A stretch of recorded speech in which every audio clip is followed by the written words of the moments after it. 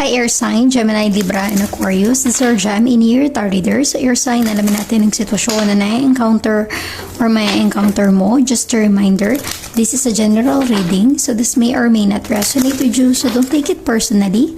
This is just a guide. This is also a timeless reading. So kung mapanood mo ito sa ibang panahon at ibang pagkakataon, possible na nakatadhanang mapanood mo ang reading na ito. Maaaring yung mga advice and messages na mapupull out natin ay makatulong sa iyong sitwasyon.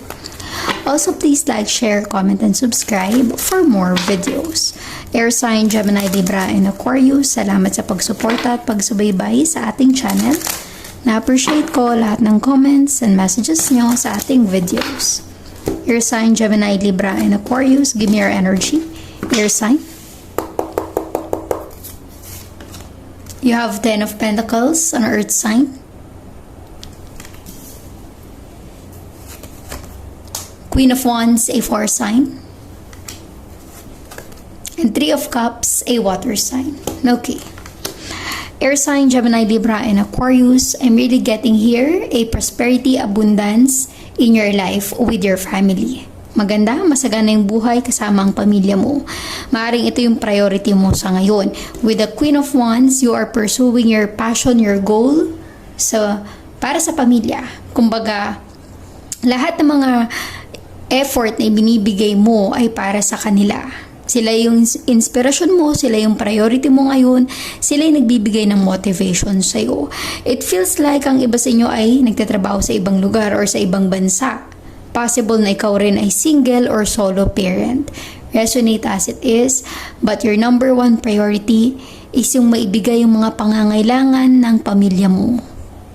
Kaya you have the 10 of Pentacles. Maaring ikaw ay nakakapag-ipon, nakakapagpundar ng sarili mong property. Maaring ikaw ay nakabili ng sasakyan, di ba? Pinaghirapan mo ang lahat. At ngayon, unti-unting nagkakaroon ng magandang outcome at return ang mga investment mo. It feels like with the Queen of Wands, you really set your goal. At sisiguraduhin mong magtatagumpay ka sa mga plano mo sa buhay. When it comes to your family, you want the best for your family. You have the 3 of Cups. There will be a celebration soon. Let us clarify this energy. Give me the Queen of Wands in your energy. Give me the Queen of Wands for air sign, Gemini, Libra, and Aquarius.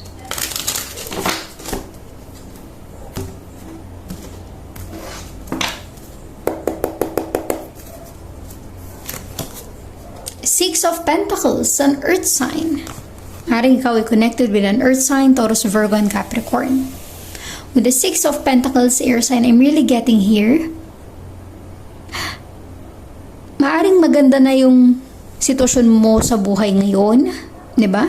Kung ikaw ay nakakapagtrabaho sa ibang bansa, maaring ikaw ay tumutulong sa iba through donation.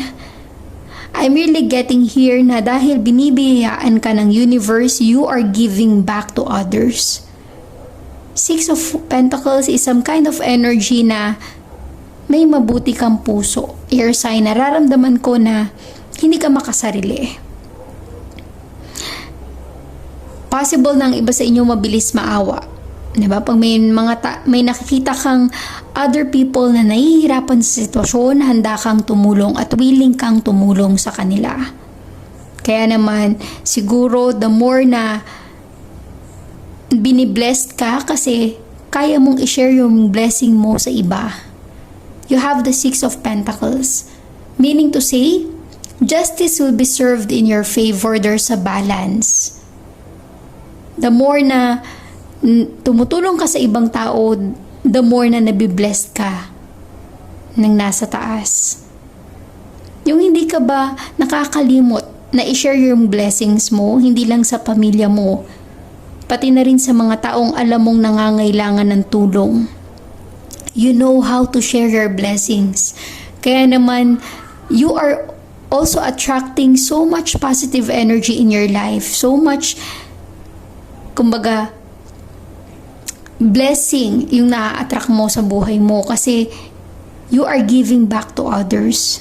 Gaya nga ng sabi ko, Six of Pentacles, kung ano yung binigay mo sa iba, yun ang ibabalik sa'yo. Kaya, I'm really getting here, you are very successful in your life. Not necessarily about money, di ba? Ang material things, panandalian lang naman eh. Pero iba yung success na nararamdaman or natatamasa mo pag tumutulong ka sa iba. Yung pagkakawang gawa, diba? Nafe-feel ko yung kabutihang loob na meron ka. Let us see the Ten of Pentacles in your energy. Give me the Ten of Pentacles for air sign, Gemini, Libra, and Aquarius.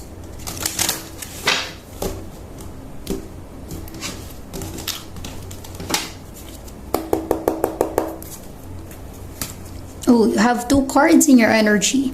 Seven of Pentacles, an earth sign. And Eight of Wands, a fire sign, meaning to say, yung matagal mo nang inaantay ay paparating na. I'm really getting here, maaaring this is a blessing para sa'yo at sa pamilya mo. Nararamdaman mo yung energy na ito, air sign.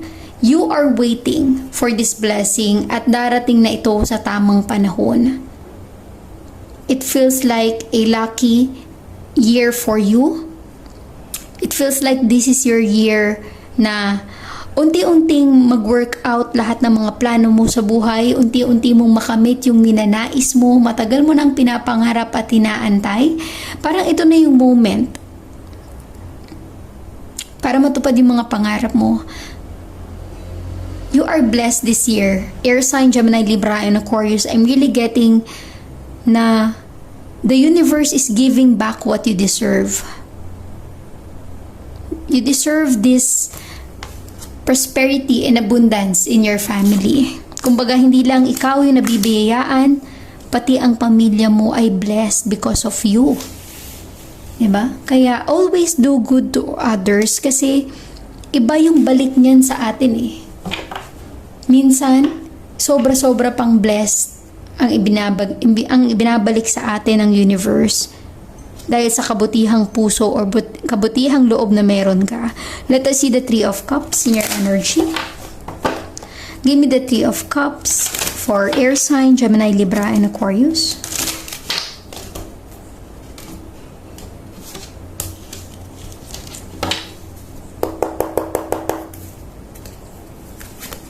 The Magician. Kung ano man, in the near future, air sign, be ready. Kung ano man yung minamanifest, yung pinagdadasal mo na mangyari sa buhay mo with the Three of Cups, matutupad yung pinapangarap mo. You will manifest exactly what you really want. And there will be a celebration. Celebration means success in your life. Celebration means happiness and all the positive energy that you are attracting ay darating sa buhay mo. Nafe-feel ko yung energy mo, air sign, kung ano man yung pinapangarap mo, yung matagal mo nang minamanifest, yung matagal mo nang inaantay, ay darating na. Think about it. Kung ano yung matagal mo nang dinidesire na makamit sa buhay mo. It feels like you are attracting so much positive energy in your life. You are blessed this year. Let us get some energies for air sign, Gemini, Libra, and Aquarius.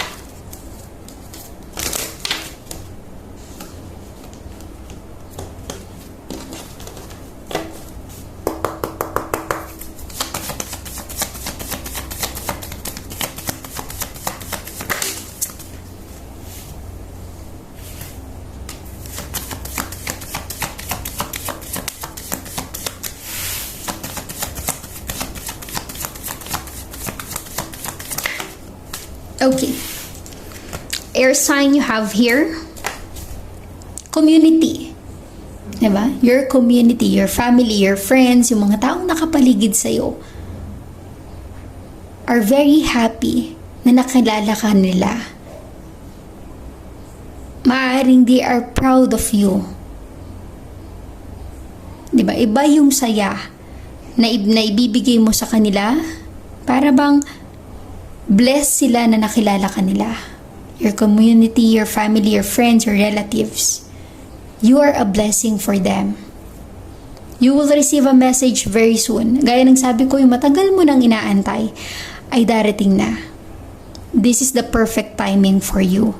And high honor, recognition, attention, blessing. High honor is a respect. Meaning to say, kung ano yung darating sa buhay mo is a blessing.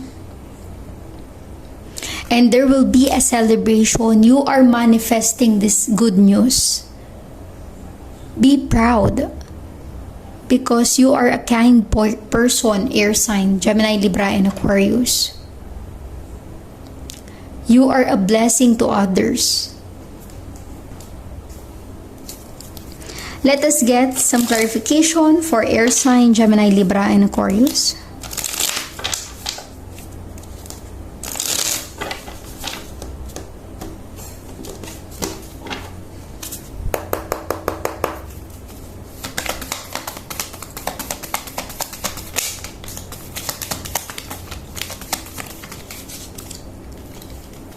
Okay. Air sign again, you have the Six of Pentacles and Earth sign. Diba? This is a justice. Kung ano yung binigay mo sa kapwa mo, yun ang babalik sa'yo. A balance, fairness. Maaring ang iba sa inyo, there's a community. You are donating to your community. You are helping other people, not only your family. You have Three of Wands, a fire sign. Maaring trabaho sa ibang bansa. Trabaho sa ibang lugar.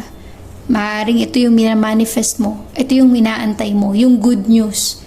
Approval of your application.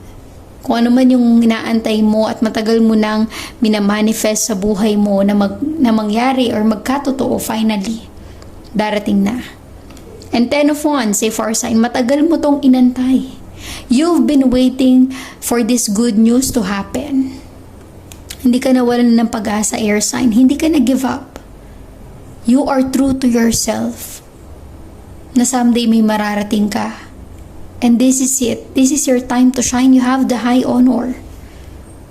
This is what you are manifesting and nangyayari na yung minamanifest mo. Let us get some energies. Oracle guide, give me some message for air sign, Gemini, Libra, and Aquarius.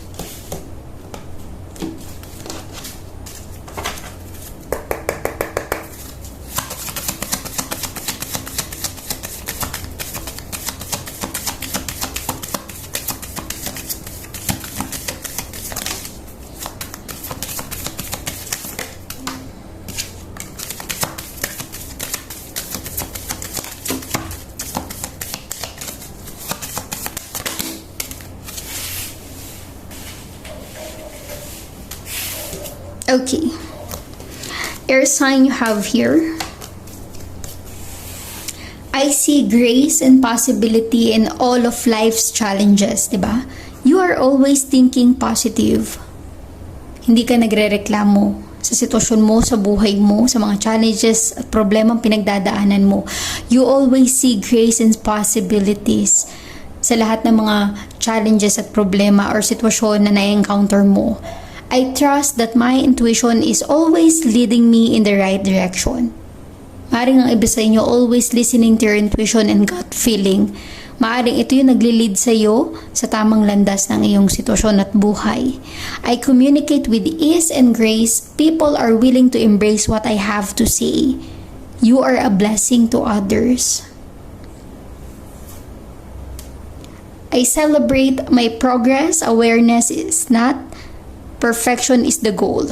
Meaning to say, even though may mga mistake kang nagagawa sa buhay, ang importante doon, meron kang natututunan sa mga past mistake na na-encounter mo.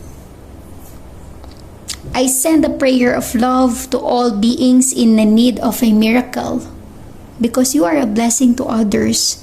Kaya you are sending love sa mga taong need ng miracle. And I am willing to see myself, my sameness with others.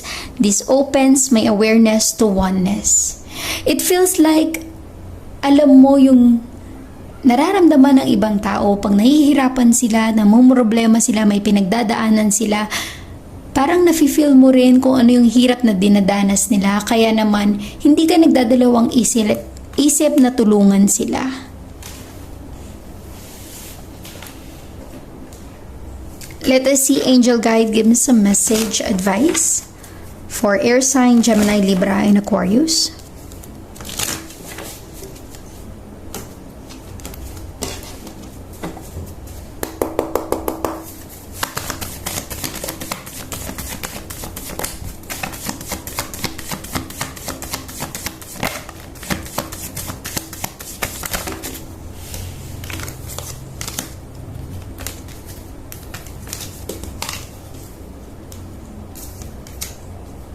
Okay.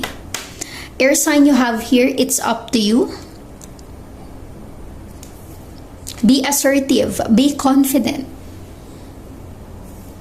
Forgiveness. Meditation brings answers. Just wait. Within the next few months. I'm really getting here, air sign, Gemini, Libra, and Aquarius. Maaaring matagal ka nang nag-aantay sa blessing na darating sa buhay mo.